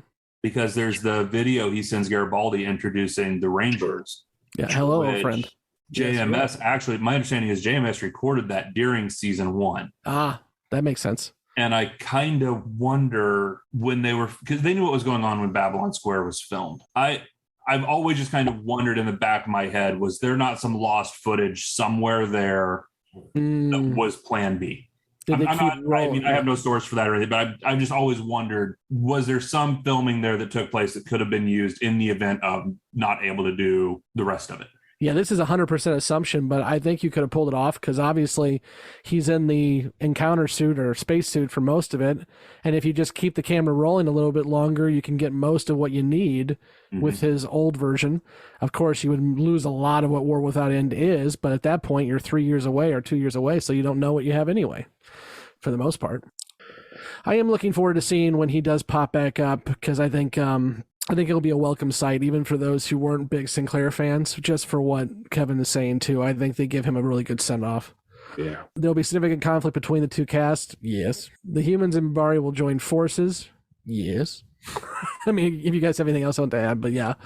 Londo will be involved as a hero, helping the conflict go back to its agreement. You know, he ain't wrong, but he ain't right either. Not exactly. I was thinking about this. I think it was last episode, and I think it was last episode, or maybe it was the episode before, where he was talking about how Londo will go back against Morden. Londo does, and Morden kills a deer for it. So we will see that, but there's a lot more. Londo goes down the bad path first. Yeah, well, and then again. So, you're right. But I think that's what makes Londo's story so compelling. Is it is truly not until the very end where he does finally get his redemption at the hands of Jakar. Especially during that time as Emperor, because he had the Drop Keeper. Yep. Mm-hmm. I mean, there's a lot of tragedy and redemption in Londo's story. Yes. I said this with The Gathering. I still think this is Londo's story when it comes down to it, even if he's not in half the episodes right now. Moving right along, we got Justin's questions. Will we see Sinclair again? We already discussed that. Who else can we... Justin's ultimate question, who else can't we trust on B5? If you ask Justin, we can't trust anybody. But he hasn't picked up on Talia being untrustworthy yet. So the one who isn't trustworthy, he hasn't picked up on yet. Of course, she hasn't been in much. She's hardly had anything written for her at this point. It's really easy to see why Andrea Thompson just got fed up and was like, all right, I want to leave, because you know, she's had zero to do up until this point. He's got the what will Delenn look like? Well, we'll find out in a couple episodes. I do like the conversation they had about, you know, this seems moving pretty quickly, but we are going to get scaly Delenn for a bit. So they do drag it out for a bit. What does Kosh and the Vorlons know about the prophecy? Everything. Because they were there when it happened. It's not a prophecy for them. It's the history books. And I'm looking forward to when we finally do get to end the beginning and they see that the Vorlons are on that ship that we've now seen a couple times and we'll see again. The Vorlons are there talking to Dukat and then finally talking to Delenn.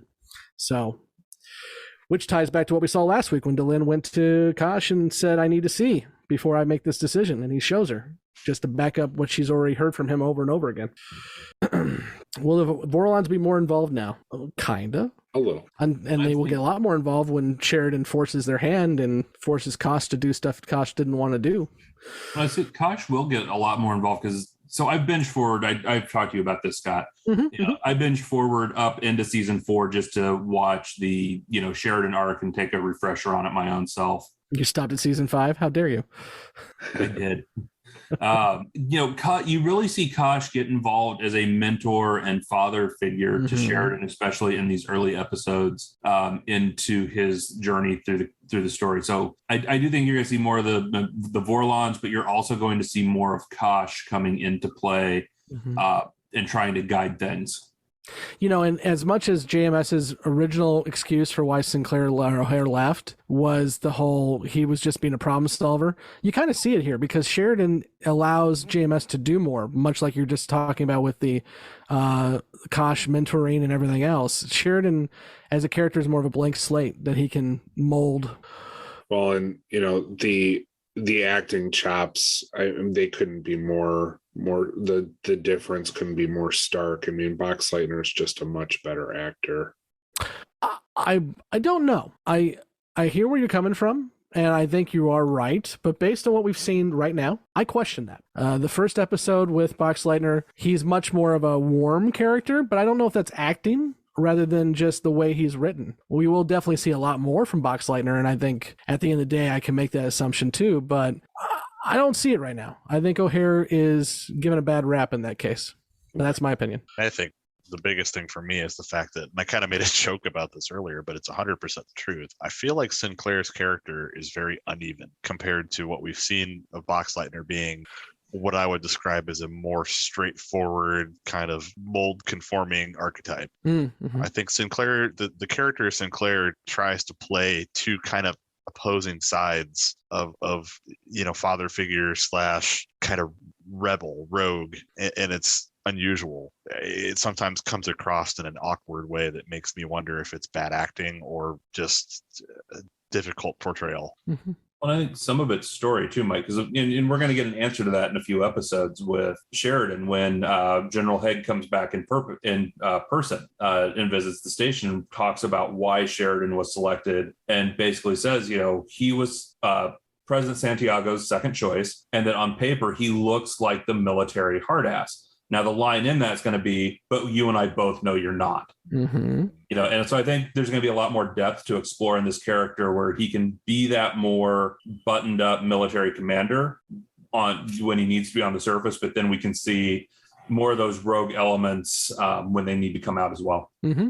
I will wrap this up by just saying, I've said it before, I've gotten a lot more respect for O'Hare as an actor watching through with the newbies like this for the first time in a long time. So as have I, and certainly I have a lot of personal respect for O'Hare too for a number of reasons, but at the end of the day I still want Boxleitner on my acting team.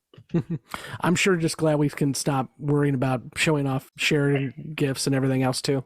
It's gonna be pretty soon to land too. Yeah, it's going to open a lot more gifts for me on Twitter. That's for sure. Let's go. Justin's prediction: the Minbari won't hold fire against each other going forward. Not yet. We're going to see a little bit more intrigue before we get to all-out Minbari Civil War, but it'll happen. Nicole, questions were, how was Sinclair originally chosen? And Blake, you kind of just hit on that a little bit too, but we were told in the episode, a previous episode, that the Minbari picked him, and we know why. And the Minbari were fronting the bill to pay for B5, or at least partially pay for it, so that's why they got to put their hand on the scale and say it's him. And they passed up a lot of people in the process. What is the darkness? The shadows, or as they're being referred to right now, the shadow men. Or creepy spider ships. Yes, the creepy spider. I think she said last week, creepy murder spider ships. Yeah. Well, and it's interesting that I thought they were going to pick up more from the opening credits. Yeah, you were worried about that. Yeah. I mean, there's a pretty clear scene where the shadows blow up a Narn, cruiser, and they didn't really pick up on that. And they picture Garibaldi with Ivanova and Sheridan, but they already guessed that he wasn't going to be written off the show. So yeah, he's in the opening credits. I think he's safe. Yeah. But actually our friends over at Babylon 5 for the first time had this in-depth conversation, but it was kind of weird because they couldn't know what we know. Yeah. So they're like on their show basically saying Jeff had seen the opening credits and Brent did not. And Jeff was upset because he was told too much in the opening credits. So I can see that as a newbie watching this, I can see where you could get upset and said, "You've spoiled a lot for me." Right. I think it was intentional. I mean, obviously it was intentional. He put it in the opening narration for a reason. I think what JMS would say is, if you're paying attention, you know something's coming. True. This is just me telling you this is what's coming up next. So, but Jeff absolutely from the Babylon 5 for the first time was upset when he saw the credits as well too. I think he's watching on HBO Max, so I don't think he got spoiled with Delenn, because HBO Max has been good about that and used the credits where it's still bonehead Delenn. But I wonder if he saw more. If he did, I don't think he said so in his show. What's the prophecy? Well, the prophecy is the shadows are coming and they're going to push people's shit in. And if the Minbari and the Earth and everybody else don't get along with each other, it's going to be bad. And the prophecy is not a prophecy. It is what Sinclair tells the Vorlons 1,000 years ago is going to happen, which is why once we get past War Without End, there is no more prophecy. We're on our own because Sinclair can't tell us anymore, which again, I love that little bit of time travel. I'm looking forward to having that conversation. Is the conflict between Sheridan and the Minbari going to escalate? Well, we got 4 more years of show. I mean, I don't know what else to say there. Maybe you guys want to add anything, but yeah. Well, between Sheridan and the Minbari, not really. I mean, there's the one episode where the Lanier's, clan member, the guy from the same clan as Lanier, I'm blanking on the names, but basically, sets it up and frames frames Sheridan for shooting a Minbari. Oh, yeah. So there's going to be that episode, but that's kind of the end of it, really. We've also got Naroon being pissy at Sheridan all the time. Well, Naroon's an asshole to everybody. I mean, that's going to be a running theme. Naroon is just an asshole. I think part of it, too, is because the Minbari are going to have so many internal squabbles and conflicts moving forward, they're not going to have time to worry about Sheridan very much longer. Yeah, I mean, I think the overarching question here is, do the Minbari as a race or leadership structure take particular issue with Sheridan the way they tried to imply? And no, they don't.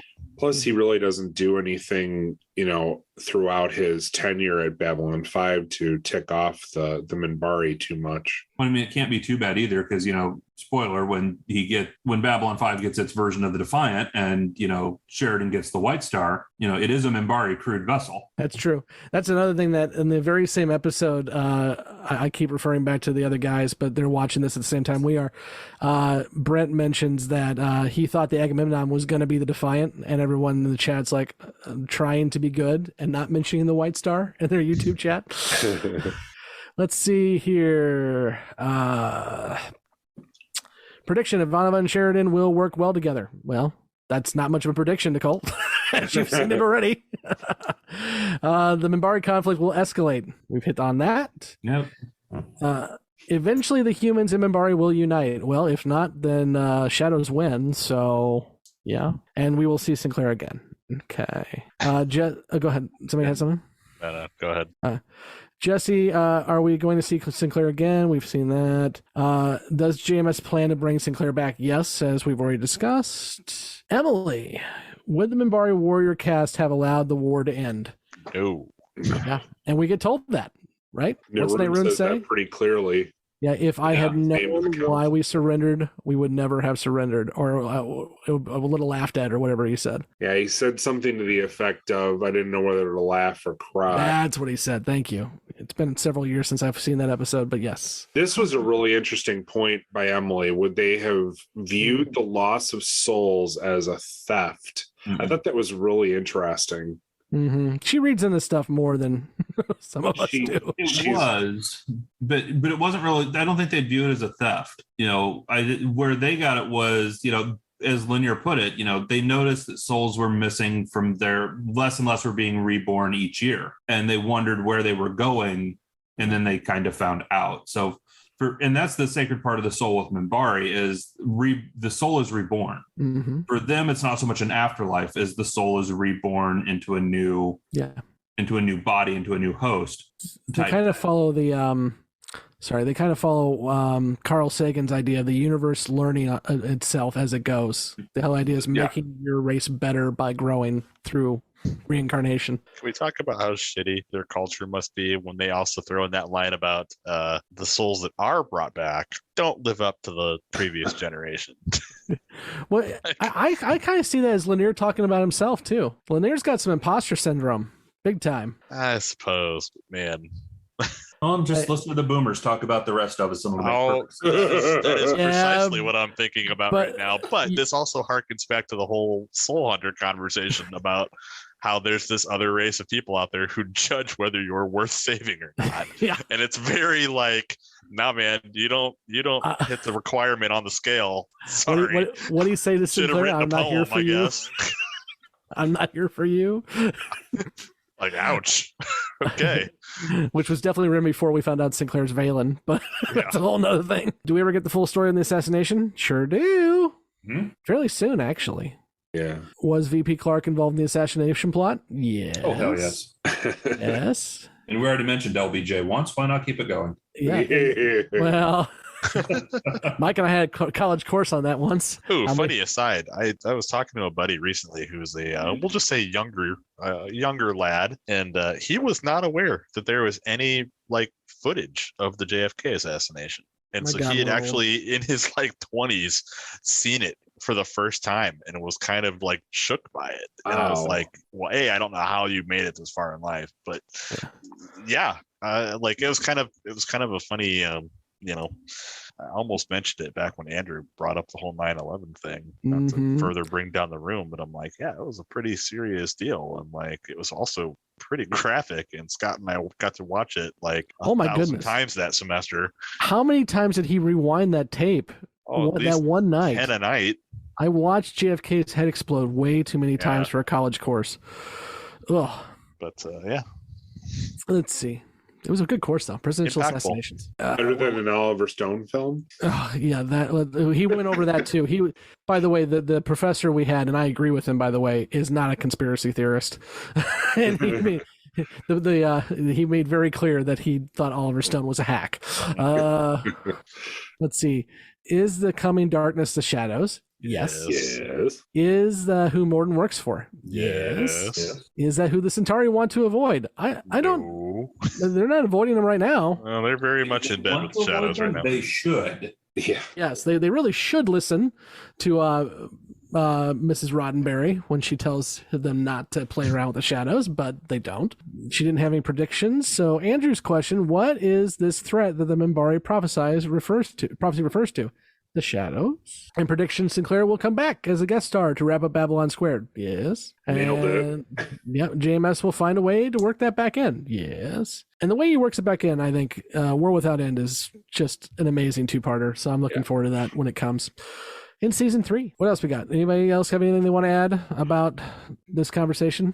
Most of what we had was with the newbies, but if there's anything else we can talk about. I just think overall, just the tone of season 2, and I mentioned it when you asked kind of my thoughts on it, and I already mentioned production value. Mm-hmm. You know, the tone of season 2, and JMS has even commented on this back in his Usenet days, you know, they stepped up the CGI, they stepped up some of the lighting, the sets, because JMS said there were certain things that season 1 weren't lit the way they wanted. They didn't show off the sets the way they wanted, didn't show off the costuming the way they wanted.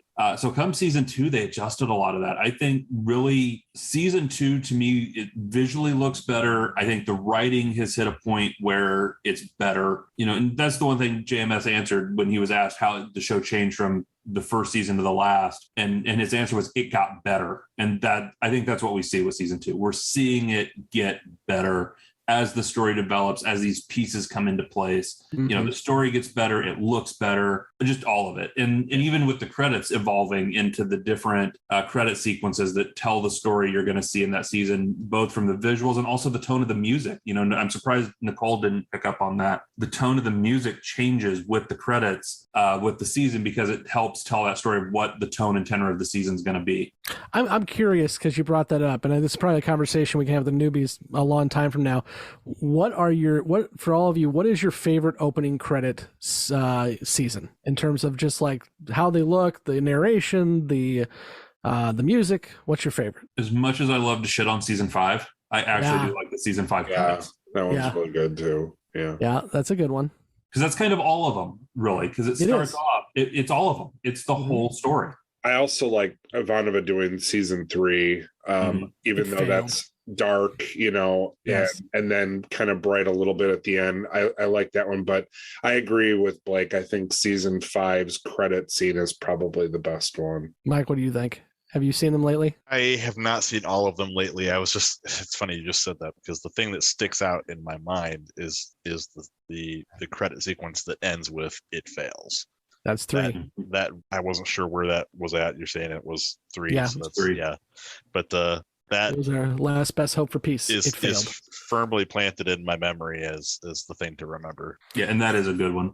See, I like season 4 because it has the more crusade-y music to it. That's the one I can't clearly remember, so I'd have to go back and look at that one. Yeah, it's I can't remember who does the narration for season 4. I probably should know that. I think it's Jakar, isn't it? Because who does season 5? Again, I haven't watched in a long time. 5 is kind of a compilation voice. Oh, yes, it's everybody. Right. Everybody. Oh, hold on. Now I just need to find it, because I'm curious, and I want to make you all stay up for another 2 minutes. It's all right. I feel like it was Jakar.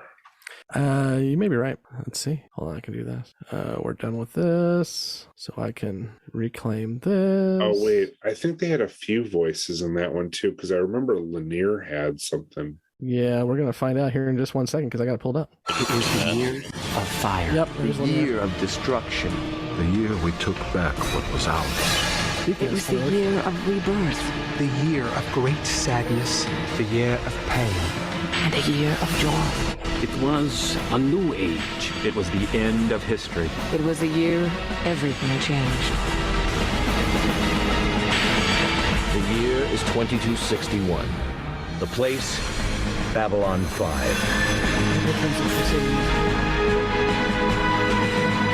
All right, so that's... I like the music in that one. That's the only thing that popped. The reason why I like that one so much is when the music pops in, it's just like it's a march. Yeah. So until next week when we reveal some revelations, I'm Scott, and with me has been Kevin, Mike, and Blake. And we'll see you next week. Thank you. Like, subscribe, review. It was an early Earth president, Abraham Lincoln, who best described our situation. The dogmas of the quiet past are inadequate to the stormy present. The occasion is piled high with difficulty, and we must rise to the occasion. We cannot escape history. We will be remembered in spite of ourselves. The fiery trial through which we pass will light us down in honor or dishonor to the last generation.